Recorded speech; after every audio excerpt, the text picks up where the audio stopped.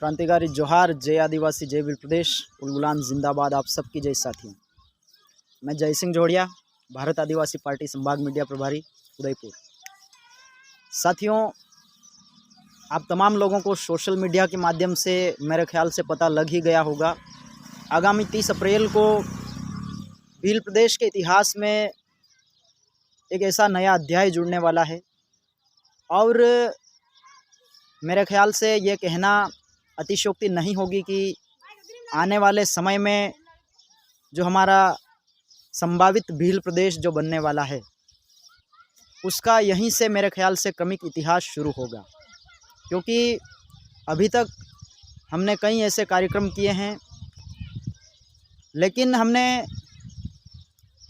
पूरी तरीके से भील प्रदेश के निर्माण को लेकर के कोई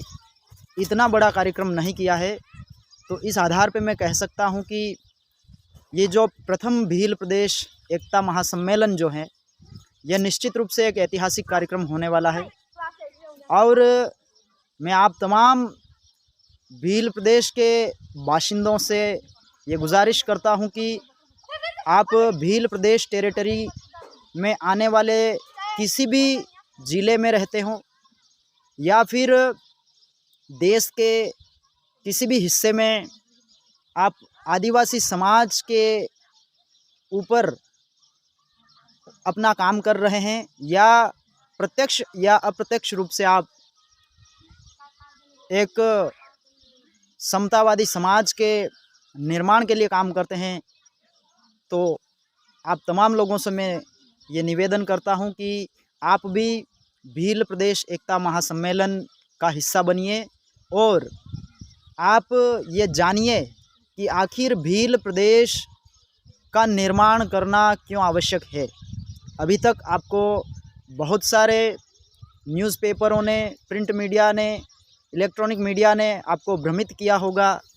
कि भील प्रदेश की मांग वैधानिक नहीं है। इस तरीके से आपको बहुत कुछ उल जुलूल चीज़ें दिखाई होगी, लेकिन मैं आपको ये दावे के साथ कह सकता हूं कि इस कार्यक्रम में शामिल होने के बाद आप ये बिल्कुल तय कर पाएंगे,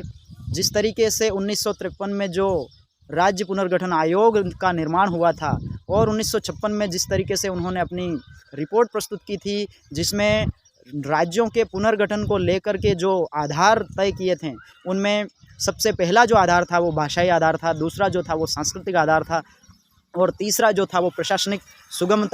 प्रशासनिक सुगमता की दृष्टि से तय किया गया था। तो इस तरीके से अगर आप देखेंगे तो निश्चित रूप से हम जिसको भील टेरिटरी इलाका जो बोल रहे हैं, वो भील टेरिटरी इलाका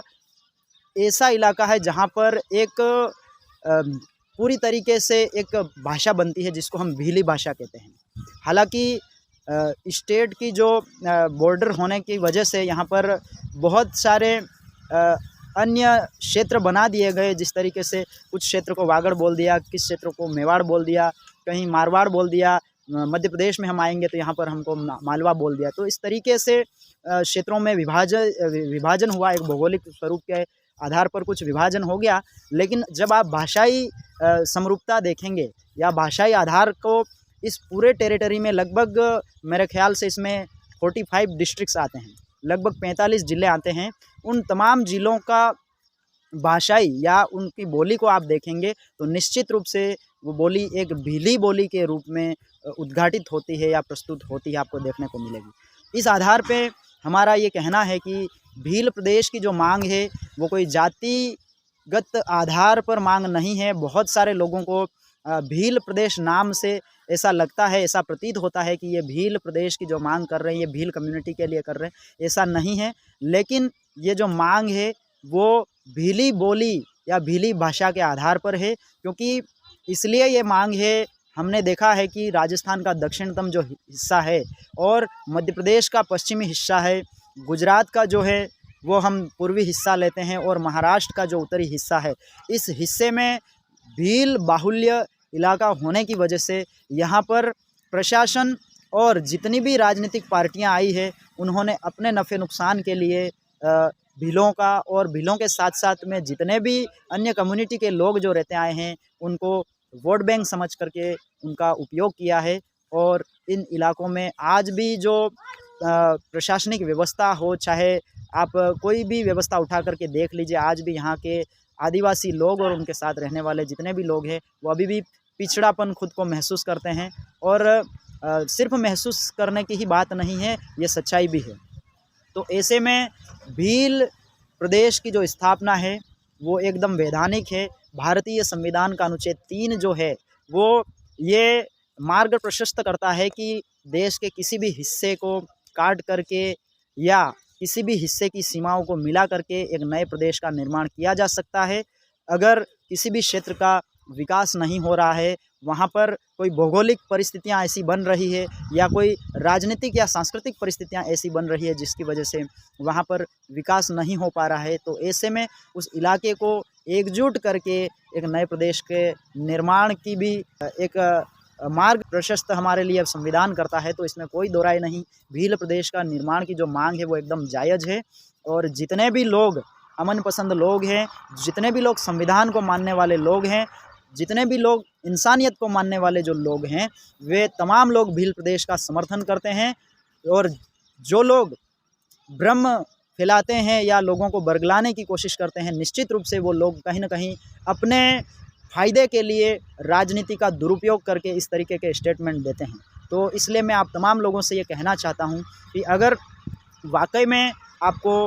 अपने खुद के विकास की चिंता है या शिक्षा, स्वास्थ्य, रोजगार, सड़क, बिजली, पानी और नौकरियों की आपको ज़रा भी परवाह है, तो आप निश्चित रूप से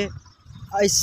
भील प्रदेश एकता महासम्मेलन में आप पधारेंगे और इस कार्यक्रम को सफल बनाएंगे। और मैं तो ये कहता हूँ कि ये जो कार्यक्रम है ये निश्चित रूप से भील प्रदेश के इतिहास में एक पहला अध्याय होगा और भील प्रदेश के निर्माण में मील का पत्थर साबित होगा। तो इसलिए आप जहाँ कहीं भी रहते हैं, इस कार्यक्रम को सफल बनाने के लिए अपनी भूमिका अदा कीजिए। जय जोहार, जय आदिवासी, जय भील प्रदेश, उलगुलान जिंदाबाद, जय भारत, जय संविधान। धन्यवाद।